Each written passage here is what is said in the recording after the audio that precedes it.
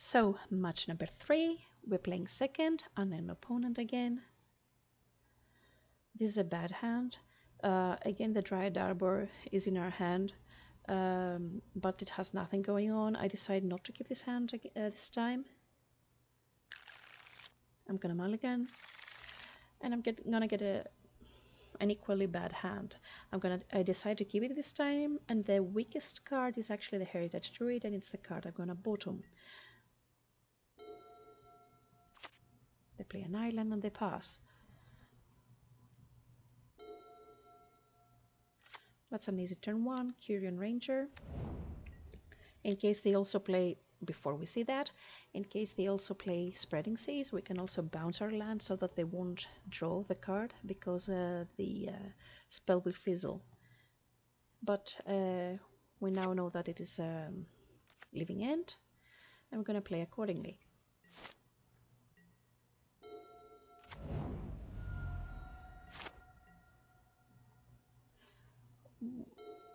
It's a bad hand to keep against Living End, but I had no choice. I'm just going to play my Devoted Druid, which I can sack in response to the Living End, and I can get it back from the graveyard. Only a miracle will save me.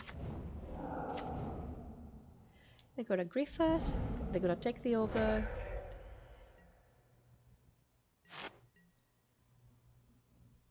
There's still some hope. If they don't have a counter, I could possibly win if I draw a cord or the Vizier itself.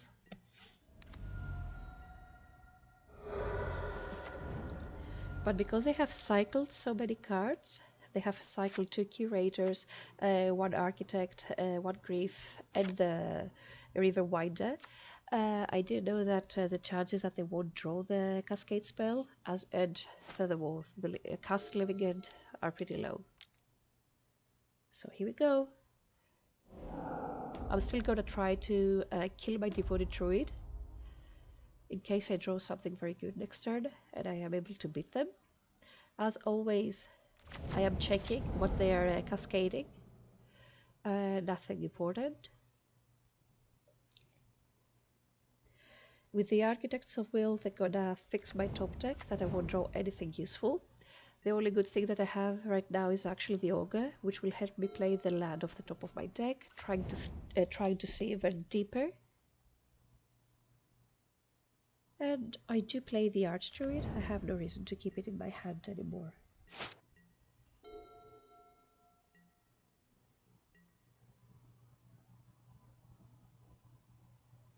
But we're pretty dead. It's pretty much impossible to come back from this point.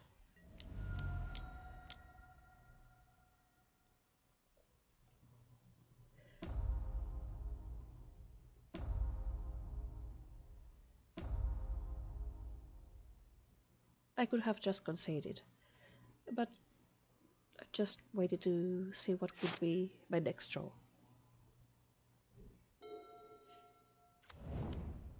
I try to draw even further, but nothing happens, so I lose game 1 and we're going to game 2.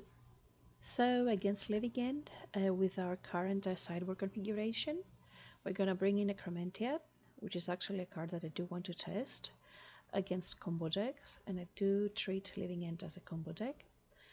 And Endurance, of course. What comes out is Grist. In my opinion, it's not a good card to keep against this deck. I'm going to take out the Realm Walkers and the Ogre. They are not good. I'm not going to outgrind them. I have to make sure that they won't be able to get anything good out of their Living End. Or if I'm lucky with Necromantia, that they won't be able to cast Living End at all. They won't have it in their deck. 1 Izuri comes out, 1 Heritage Druid, and as always I do play with 61 postboard. It doesn't affect the deck as badly. So let's go to our game number 2. Game number 2, we are playing first this time. So we do have a chance to actually outrace them. This is a fine hand. If they do not interact with us, they are dead on turn 3. We have to keep hope high. So, turn 1, we're going to play our Temple Garden and our Elvish Mystic. We're going to pass the turn. And And they're gonna grief us by removing an architect from their deck, by exiling it. And they're gonna take our Heritage Druid. This was an interesting choice by the opponent. I guess they were afraid that I was gonna cast Heritage Druid, Curian Ranger, Devoted Druid, and War Master next turn, probably. So we continue with our plan. Our plan is to combo them in order to beat them. So turn 2, we're gonna play Curian, we're gonna bounce back the land, we're gonna play the... Oops, you stop. We're gonna play the Devoted Druid, we're gonna pass the turn. They do try to Sky Turtle our Druid, which I'm gonna put in the graveyard. This way, if they Living End, I will get it back. And I do have the Court and 2 War Masters in my hand, so I will be able to combo them after they resolve their Living End, if I get a chance.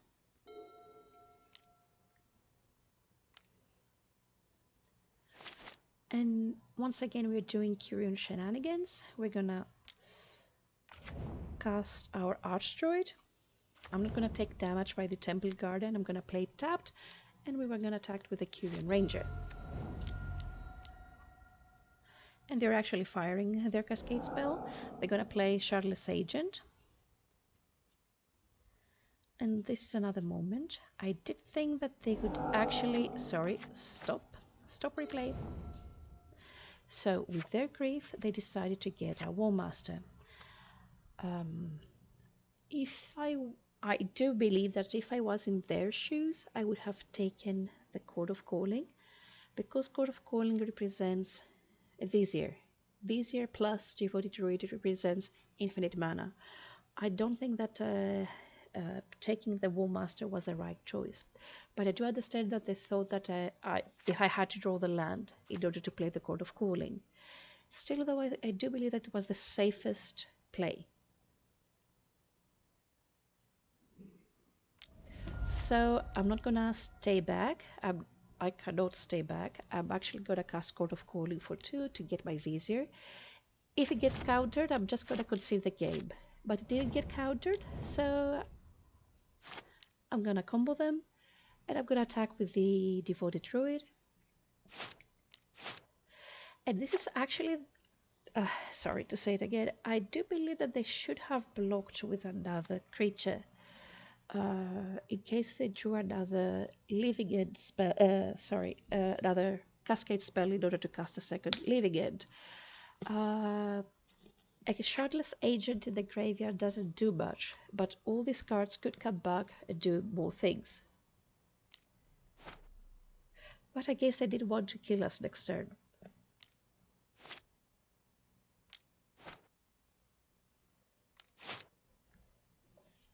And as always, when you're comboing on Magic Online, add 1 green mana with your Devoted Druid, and then hold down W and click like a maniac on your Devoted Druid in order to do the combo faster.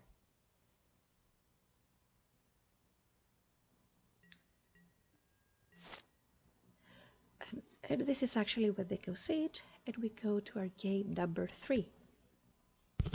So, game number 3 against Living End. We're playing second this time. This is a fine hand. It's not amazing. It's just fine. We just don't have a way to kill them. We do have a way to interrupt with their combo, though. So I'm gonna keep.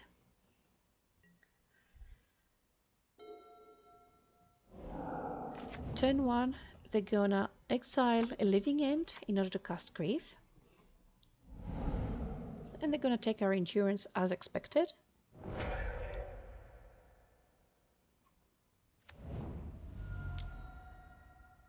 And they're gonna cycle. Right now we want to start thinning our deck. We do not want to fetch for black. I'm avoiding to fetch for black because they do play Street Wraith and it has Swamp Walk. I do fetch for a basic to preserve as much of my life total. They're cycling a lot of cards, and they're playing the second Grief by casting a second Living End. which, knowing the living end tech, it means that they only have one living end left, and they will only get one chance to actually go off. Obviously, they do take the scavenging ooze, but I'm not holding back at this point. I do know they have a one lander, which is great for us, which means that we do have to board turns in order to beat them. And I'm not fetching. I'm just playing my ranger and my warmaster, and I will try to outrace them. We are attacking with everything. They're on 7. So because they do play a lot of fetch lands, I do believe that they will go a little bit lower in their life total. And my plan is actually to, at the end of their turn, because they're on 7, to fetch for an arbor and take them down to 1.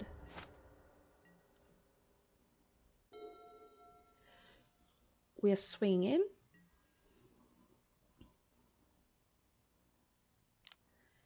Putting them down to 1.